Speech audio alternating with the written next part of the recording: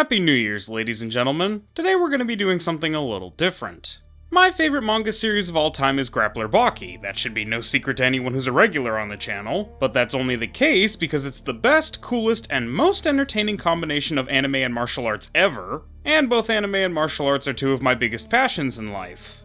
I plan to branch out and do more diversified anime content this year. As a matter of fact, I actually already just released my first What If anime video, Goku vs JJK, alongside this video, so you can go and check that out later if you're interested. But for this video, I'd like to focus more on the martial arts aspect of things. You guys really seem to enjoy my Tagoi vs Pankration video, so now, for this video, instead of pitting two styles of martial arts against one another, I'll be pitting two famous martial arts practitioners against one another. One legendary fighter against another. In each video, I'll say who's fighting who, I'll give a brief description of each fighter and their capabilities, and finally, I'll outline the stipulations of the match and compare them to each other to decide on a victor. The series title is a work in progress, but for now, let's get to the first video of Real Fighters Fight. The father of mixed martial arts, Bruce the Dragon Lee, versus UFC 1 champion, Royce Gracie. So, as I mentioned before, I'll do a brief overview of each fighter, talk about the rules of the match, such as weight class, what rules the fight is being fought under, such as MMA, boxing, kickboxing, a self-defense street fight situation, etc., and then, much like in the style matchup video, I'll compare both fighters' stand-up, ground game, and submission ability, generate an overall score, and compare the two to see who I think would win. To start, Bruce Lee. Bruce Lee, born Lee Junfan, is a Chinese-American martial artist and actor known for founding a philosophy of martial arts called Jeet Kune Do, which focuses on the hybridization of martial arts styles and techniques to develop a style as practical for fighting as possible. His version of JKD was called Junfan Gung Fu, and was a style comprised of styles of Kung Fu like Wing Chun and Tai Chi, styles more often seen as wholly practical like boxing and wrestling, traditional martial arts like karate, judo, taekwondo, and hapkido, experience-based styles like street fighting, and even weapon fighting systems like Kali and Epi fencing for specific skill sets that he applied to his overall style, such as how fencing affected his footwork. His JKD was geared primarily towards unarmed combat, specifically self-defense in street situations where one couldn't expect a set of rules to afford them any safety or protections. So he has a plethora of techniques that wouldn't be allowed in most combat sports rule sets due to disproportionate damage, namely not doing significantly more damage to a target in the short term, but potentially permanently injuring them. His martial arts pedigree is much more impressive than most people believe. Most people think Lee was only an actor, but he trained Wu-style Tai Chi with his father and effectively used it in the many street fights he got into as a youth. He trained Wing Chun under the legendary martial artists Ip Man and Huang Chun Liang, where he trained practically and free-sparred. He was trained by boxing coach brother Edward Muss to victory in the 1958 Hong Kong Schools boxing tournament, where he knocked out the former champion in the finals and would go on to further develop his boxing with inspiration from Muhammad Ali. He trained Taekwondo with one of the greatest Taekwondo practitioners in American history, Jun Rhee, who also helped him perfect his signature sidekick. He trained Judo with former AAU national champion Judo team member Fred Sato and Judo legend Jean LaBelle. He practiced small circle jiu-jitsu with Professor Wally J. And he trained with many other impressive masters and accomplished combat sports athletes of many other styles. In terms of his abilities and fighting record, for grappling, 6-time Judo national champion Hayward Nishioka once claimed that Lee's ground game wasn't very good despite his being great at everything else, but he was just so exceptionally fast that it was nearly impossible to actually get him to the ground. He had gone into groundwork, he would have lost. And he was quite good at the entries. And Lee's student and second-degree black belt, Jesse Glover, once said that Lee, quote, definitely would not go to the ground if he had the opportunity to get you standing up, end quote, but his striking ability was tried and true. While he learned many judo throws, chokeholds, and catch wrestling submissions, and would even go on to be awarded a black belt in judo by Jean LaBelle, he was definitely more comfortable in the stand-up, with him having developed a myriad of anti-grappling techniques for tackles and takedowns, and for good reason. He KO'd a boxing champion in an official competition, he once defeated a Choi Li foot practitioner from a rival school while he was training Wing Chun, and beat him so badly he knocked one of his teeth out in response to being sucker punched, And during his demo in Long Beach, not only did he impress doubter Joe Louis with his 1-inch punch, Louis being a karate champion who would then go on to train with Lee and speak his praises, but he injured his demo partner, Bob Baker, so violently that the man had to call off of work the next day from the pain of just that strike.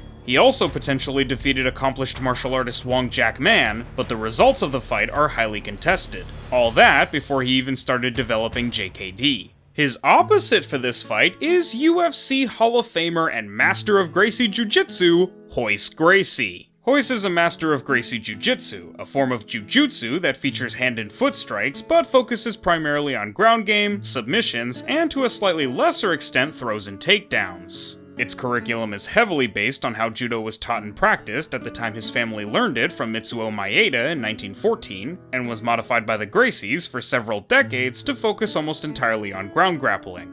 Royce Gracie, while not the foremost master of Gracie Jiu-Jitsu, was the perfect combination of small enough and skilled enough to perfectly show the world the effectiveness of Gracie Jiu-Jitsu. Despite being on the smaller side, Royce was able to dominate all of his opponents, regardless of their style of martial arts, with his ground fighting skills, winning the first ever UFC tournament against top 10 ranked boxer Art Jimerson, wrestling legend, shoot fighter, and king of pancrase Ken Shamrock, and Saboteur, karateka, and Dutch kickboxer Gerard Gordeau, with 15 wins, 2 losses, and 3 draws in his professional career. While his striking was definitely passable but certainly not exceptional, his grappling and ground game shot him and his family's martial arts style into the mainstream, where Brazilian Jiu-Jitsu would change the world of martial arts and become a staple in the styles of most professional fighters in modern times, for better or for worse. Royce was able to defeat boxer Jimerson with a Baiana, a double-leg takedown, and by getting the full mount. Art submitting because he had a boxing match coming up shortly after UFC 1 that paid significantly more and didn't want to risk being injured and risk his ability to compete. His next victory in UFC 1 would be a tough fight against Ken Shamrock, who defended Royce's takedown attempts and traded submissions until Royce secured a gi choke. Finally, Gordeau's kickboxing prowess was completely shut down by a takedown and a rear naked choke, regardless of the multiple standing styles Gordeau had mastered. He would go on to have more tougher matches in future UFC tournaments and MMA fights, with fights lasting longer, strikers giving him more trouble, like Taekwondo fighter Kimo Leopold using wrestling to exhaust Royce to the point of being unable to continue the tournament even after beating Kimo, 51-year-old karateka Ron Van Cleef fighting Royce for nearly 5 minutes, one of Royce's longest fights up to that point, American Kenpo and Taekwondo master Keith Hackney beating on Royce for 4 minutes straight until Royce was finally able to secure an armbar, like when Royce was devoured by the Gracie hunter Kazushi Sakuraba over the course of an hour-and-a-half long fight, and many more fights after that, but UFC 1 was definitely some of Royce's best work, since his career as a mixed martial artist would start to take a bit of a nosedive after his loss to Sakuraba, who outstriked him, and Hidehiko Yoshida, a judoka who submitted him with a choke, which was a loss until Royce attacked the ref for the call, the Gracies threw a hissy fit, and the organization overturned the decision out of fear of losing the Gracies as fighters. Alright, with both fighters locked in, let's start comparing. First, the tail of the tape for this match is an official match in the UFC, so no street tactics or techniques for Lee. Lee will be 31 years old, at his peak before he passed away. Royce will be 39, around the age he was inducted into the Hall of Fame and fought Matt Hughes. Royce is a bit taller with a height of 6 foot to Lee's 5'7". Lee will actually take the advantage in this middleweight matchup with Lee at 185 pounds versus Gracie at 180 pounds. And finally, Gracie has a 1-inch reach advantage. This will be 5 5-minute rounds. Mario Yamazaki will ref to let these two warriors fight, and off they go. First, since the fight begins with both fighters standing up, let's talk about stand-up. At this point in Royce's career, to prepare for the Matt Hughes fight, Royce had mixed his style a bit with Muay Thai, so he has some decent hand strikes and some good kicking techniques like the teep kick for creating distance if needed, and both the quintessential leg kick and the powerful switch kick for damage. That said, the striking aspect of the stand-up easily goes to Lee. Royce's stand-up striking was never bad, just unexceptional, especially compared to his groundwork, whereas Lee was a 1 in a million genius when it came to technical striking. We're talking about stuff like oblique kicks, Jeet Tech and JKD, something Lee was already doing decades before the UFC started, We're talking about unorthodox kicks from Kung Fu like the tornado kick or the crane kick, simple but effective karate kicks like the roundhouse kick and the front kick, powerful taekwondo kicks like spinning kicks and side kicks, and of course his own signature head side kick, and that's all just the kicks. I expect that, despite Lee's good distance management skills and amazing kicks, the fight will end up in boxing range eventually since Royce will be looking for a takedown. In that regard, not only does Bruce have his Wing Chun trapping, which he could actually use in a fight unlike most modern Wing Chun practitioners, but he had that boxing of his that he further developed with inspiration from Muhammad Ali, he had his epi fencing footwork, and he had that lightning fast signature back fist of his. It also doesn't help Royce that his reach advantage is negligible and he's at a 5-pound weight disadvantage, so striking is just a no-go. Enough about that though, as almost every MMA fight at some point ends up on the ground. It should come as no surprise that, for submissions, Royce bags this easily. Bruce's background in judo and catch wrestling give him some good submissions like arm bars, triangle chokes and arm triangles, and kimuras amongst other submissions we know he knows. But this is Royce Gracie we're talking about. The man's submission game is practically unmatched. Where Bruce excels in the stand-up, Royce is right at home with that same level of expertise with submissions. He can get any submission from any position, has BJJ-specific submissions that Bruce has probably never even heard of, like the Go-Go Plata, and was even able to match the heel hook of the legendary Ken Shamrock. Submissions go to Gracie handily. Lee has zero chance of beating Royce on the ground if it comes to submissions. As for striking on the ground, I think they're about the same, but if I had to give it to someone, I'd give it to Bruce only because, while Royce would destroy Lee in terms of getting into position, Lee's 1-inch punch demonstrated that he has an exceptional mastery of Fa Jin, internal explosive energy. He's able to generate a full power strike from a single inch of room, which would be incredibly bad for Royce. Even from a full mount, Lee could throw with full power from the back, so Royce isn't getting a tap on Lee like he did Jimerson. That said, the argument could be made that Lee's victory in that regard is irrelevant, since Royce would just go for a submission on Lee instead of striking, since Lee's submission defense wouldn't hold up to Gracie's jiu-jitsu, but I thought it was worth noting, and it will be something I bring up later. So, both men are tied in their respective fields of battle. Bruce would win in an exchange of blows, but would be helpless to stop Royce's submissions. So who wins? Well, that'll come down to one final factor: ground game. Now, at first glance, it's easy to think, oh, ground game? Royce has this, GG. But it's definitely closer than you might think. See, an important part of ground game is taking your opponent to the ground, i.e. grappling, throws, and takedowns. Now, Gracie Jiu-Jitsu has some great throws and takedowns, but as I mentioned before, it focuses more on ground fighting than its ancestor art Judo and focuses less on throws and takedowns.